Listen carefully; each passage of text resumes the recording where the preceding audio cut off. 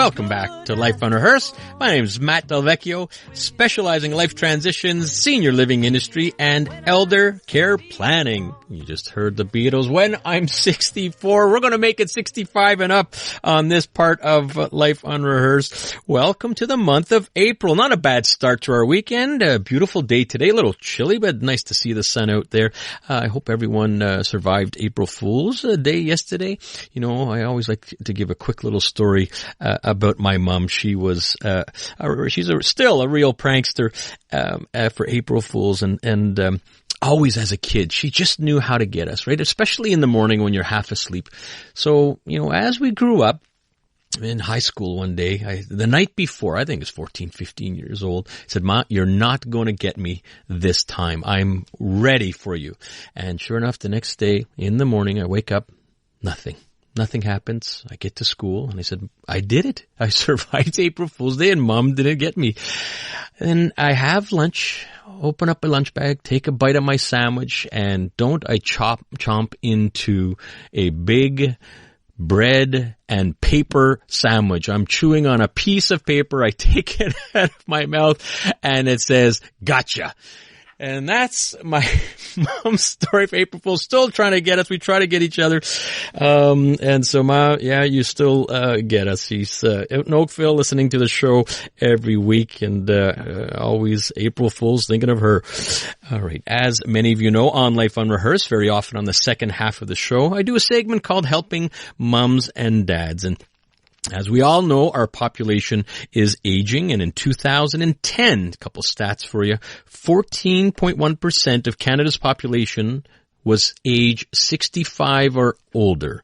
Last year, that number went from 14 to 19% of people age 65 and older, and the trend's going to continue, and it's going to reach about 22.5% in 2030. That's just about 7 years from now. Almost a quarter of our population will be over 65 years old. And it's nice to know that there are several organizations looking out for the best interests of older Canadians, and the largest advocacy association for older Canadians is called CARP. And I'm very proud to have on the line Bill Van Gorder, who is the Chief Operating Officer and Chief Policy Officer of CARP. Bill, welcome to Life Unrehearsed. Thank you, Baz. Thanks for inviting me. Well, thank you for coming on board, calling from beautiful Atlantic Canada. And I really want to thank you for taking some time here on a Sunday, and hopefully we can get the nice word out. So for those of us who don't know what CARP is, can you tell us what it is? Yes, CARP's legal name is Canadian Association of Retired Persons, but since so few of us can afford to be retired any longer, we prefer to think of ourselves as a Canadian Association of Rejuvenated Persons or some other good R word like that. Good on you. All right, and I understand, I mean, this just isn't a small association. How many members do you have now? 330,000 across the country, making us the largest seniors advocacy organization in the country.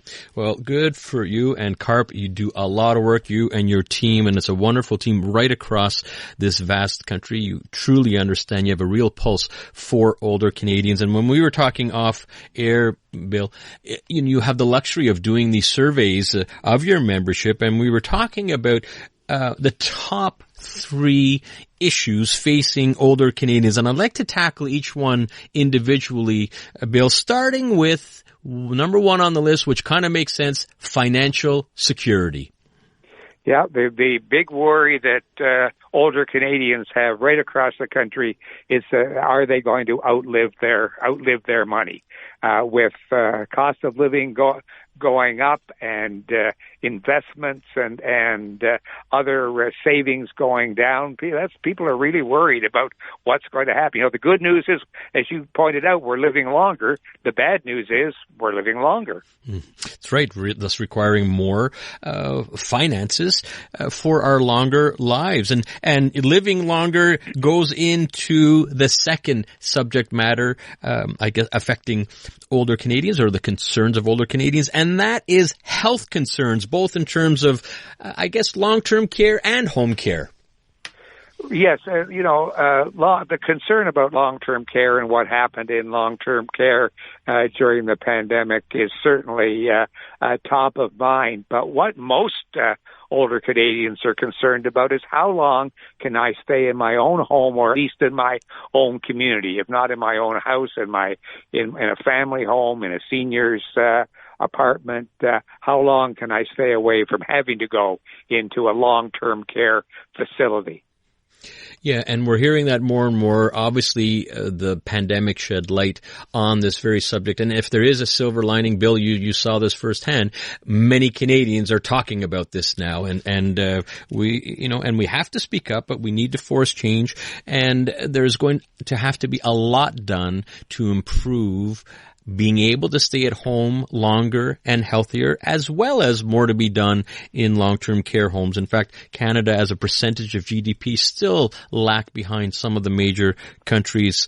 We're way down. We're way down the list. When you look at the major countries in the world, we're somewhere around 14th or 15th in the amount of money that we put toward home care and long-term care. We still concentrate all our money on tertiary care and not looking out for our senior population. Listening to Life Unrehearsed, Matt Delvecchio here, and we're talking about advocating for older Canadians with the Chief Operating Officer of CARP, Bill Van Gorder. Now, Bill, this third item caught me by surprise in terms of some of the issues faced by older Canadians, and it's actually the environment. Yes, it is. And I guess I wasn't surprised, because I talked to our chapter leaders across the country. There's a number of our chapters who are very involved in local environment concern. And what they're telling me is basically they're very concerned that they leave the environment in better condition for their grandkids than it is now. And that's a growing concern that they're having and paying a lot of attention to. Many of our CARP chapters, and we have about 50 chapters across the country. Every province has at least once. Many of the larger provinces have a number of chapters, and they get involved in local environmental issues around parks, clean air, and making sure that everyone understands that our climate's getting worse. And as we look at what's happening in the United States, even right now, with the horrible environmental and weather problems they're having, we know there's a change, and we've got to do something about it. Well, it's very encouraging to hear.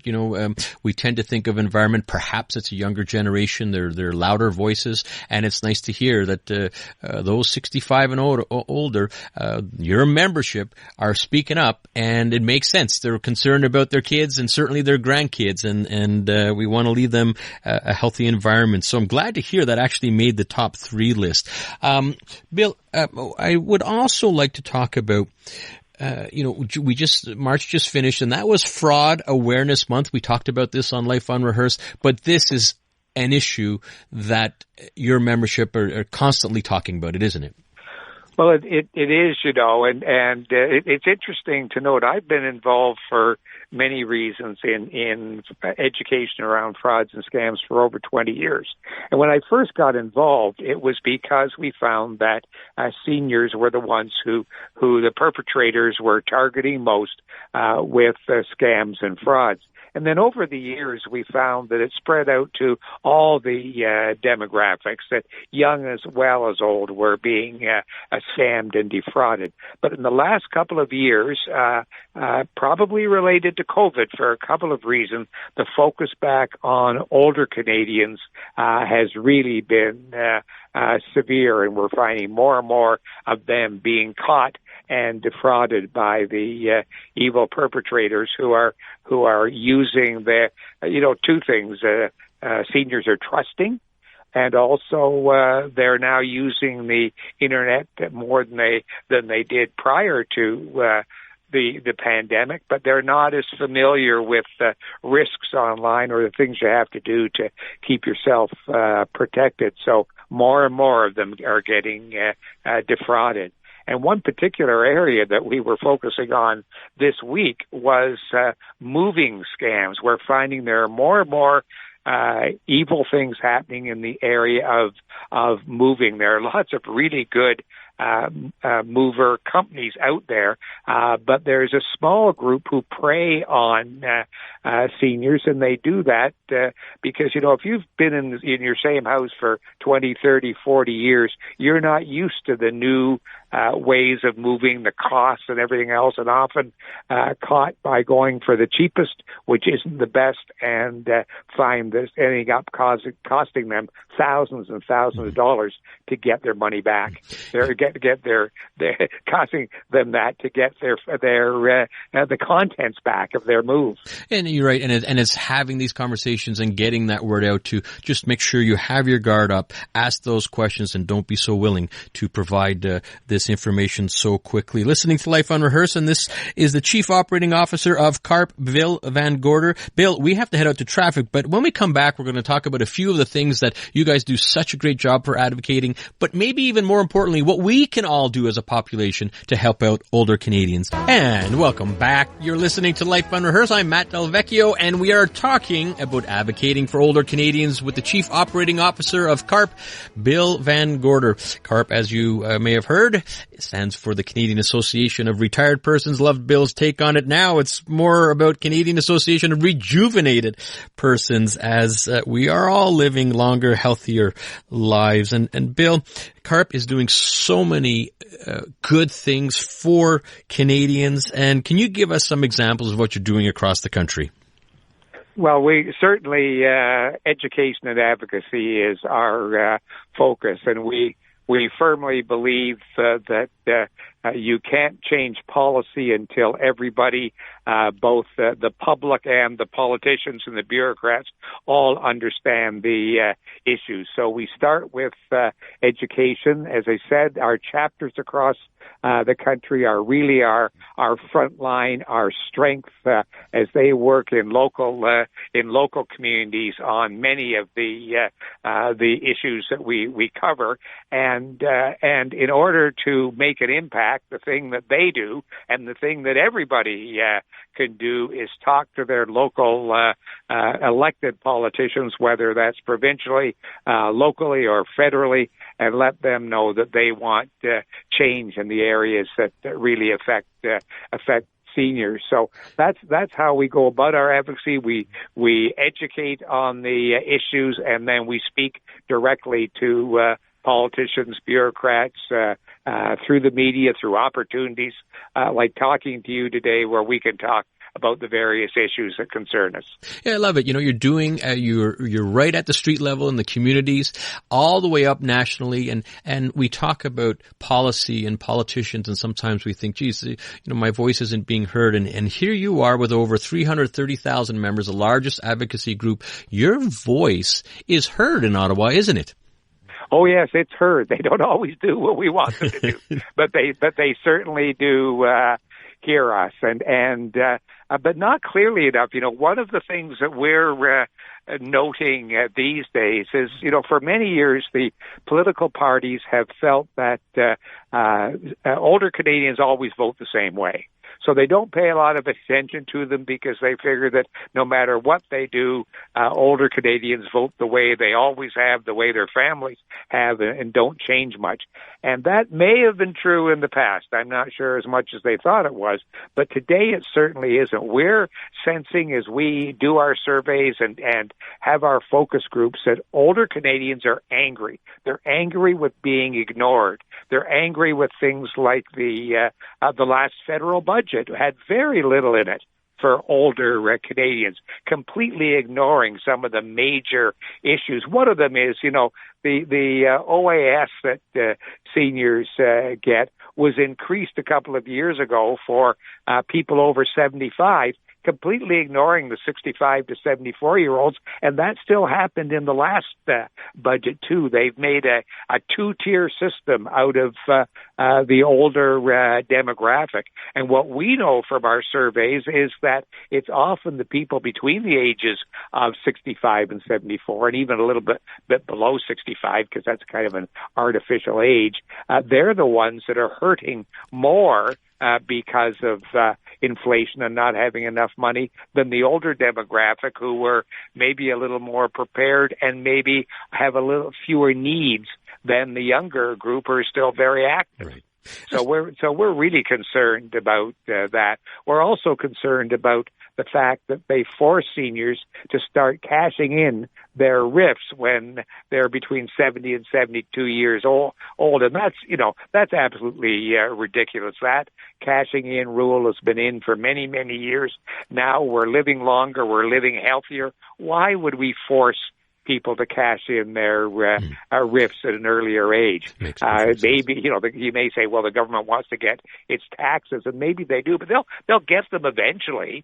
But why do they punish those in that age group at this point, when it's an outdated age that you have to cash them in? Agreed. Listening to Life Unrehearsed, Matt Delvecchio here. We're talking with Bill Van Gorder, the Chief Operating Officer of CARP, and how everyone's going about advocating for older Canadians. Bill, you brought up some very, very good points, and it's amazing. The politicians may not I don't want to say care, but the vote of older Canadians may not be as they may not care. I don't think that's being too strong. Remember, politicians and the bureaucrats who advise them all have gold-plated pensions.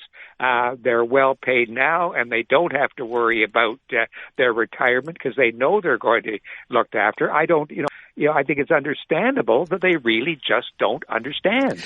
But they don't live the life that we do, so they don't understand. I completely agree, and I think numbers will eventually talk with those, those stats that we were just talking about, Bill. 22.5% of the entire population in the next 7 years will be over 65. And in many parts of the country, it's over 25% already. So, amazing. That's an average, and less at the younger age group, too. So some real issues that we have to face. Bill, I want to talk a little bit about the importance of technology and older Canadians. We talked briefly about it, but I'd like you to expand on that, because I think there's a couple trains of thought. There are some that just don't want to, they feel it's too far beyond them. And you've got a whole section of older Canadians that are jumping on board the technology bandwagon. What are you seeing out there? Well, what we're seeing is that there are really two groups that are concerned on this issue. Yes, we know from our surveys that more people are becoming familiar and using the internet, digital communication, and are communicating that way. But there's still a large number who aren't. Prior to the pandemic, our surveys showed that although about 60% of Canadians had access to the internet, only about half of them, or 30%, actually used it for anything other than set up emails with family and friends. They didn't use the internet. They didn't use Google. They didn't get their information there. They didn't look for news. They didn't watch videos. It was only 30%. Since the pandemic, that has changed because people were caught and alone and had the only way they could communicate. That's increased so that about 60%, a little bit more, are now, so double, are now using the internet for all the things it's useful for. But that still means that 30 to 40% of older Canadians are still not using the internet for information. But our governments and businesses and others have all seemed to have decided that the best way to communicate with everybody is to put it online, put it on Facebook, put it on their webpage, which means that millions of older Canadians are not getting the information they still need because they still use the traditional media. As you know, they still listen to the radio. They still read hard copy newspapers. They watch television, but governments and many businesses aren't using those forms of communication. You're they absolutely think that everybody's right. Online now. Yeah, absolutely right. Still have a ways to go. Bill, we're out of time. I want to thank you very much. How can our listeners find out more about CARP? Go to our website. It's simple, CARP, C-A-R-P, carp.ca. You'll find all the information there about what we're doing, and we'd love to have you join if you agree with supporting our mission. Well, thank you very much. Over 330,000 Canadians part of CARP. Feel free to join such a great organization. Really appreciate your time here, Bill. Thank you very much, Matt. All right. That's Bill Van Gorder, who's Chief Operating Officer and Chief Policy Officer of CARP, Canadian Association of Retired Persons. Next week on Life Unrehearsed, the heartwarming story of Luca Ferraro, a leukemia and lymphoma survivor. We're going to have Luca and his mom on the show, and the increasing difficulty to find a family doctor. Are you one of the more than 1 million Quebecers still waiting to get a doctor? Thank you for tuning in to Life Unrehearsed. As a reminder, for all your inquiries or assistance with life transition, elder care planning, and the senior living industry, it'd be my pleasure to help. You can find out more if you look us up. Lianas Senior Transition Support. That's Lianas, Lianas Senior Transition Support. Many thanks to our technical producer, Dan. Great job. You can listen to Life Unrehearsed here on CJD 800 every Sunday at